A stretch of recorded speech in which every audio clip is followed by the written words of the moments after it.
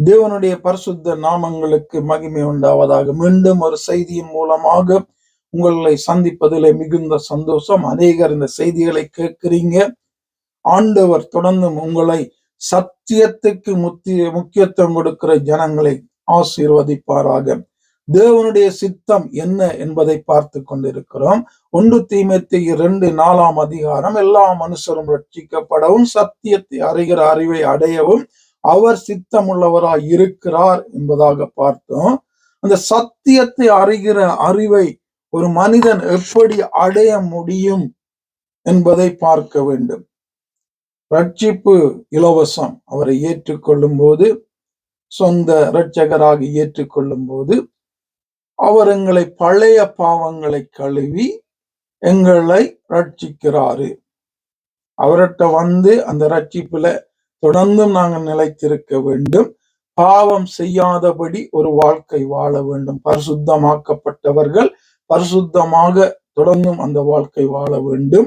அப்படி எங்களால வாழ முடியல, நாங்க பலவீனங்கள், பாவத்துல விழுந்து விழுந்து எழும்புகிறோம் என்றால் தினமும் அவரோடு கூட உண்மையாக ஒப்புரவாகி அந்த செய்த பாவங்களுக்கு மன்னிப்பு கேட்டு மனம் திரும்பி தினமும் தினம் தேவனுக்கு நேராக எங்களை நடத்துகிறதான ஒரு வாழ்க்கை நாங்கள் வாழ வேண்டும்.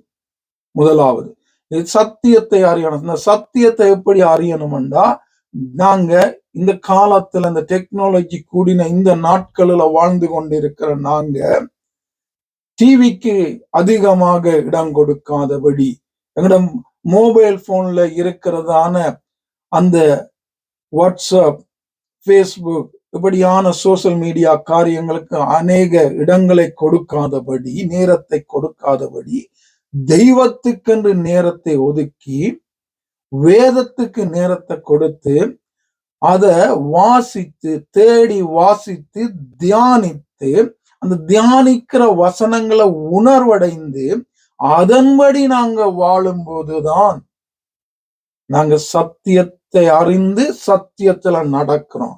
சத்தியத்தை அறிந்து சத்தியத்தின்படி வாழுகிறோம்.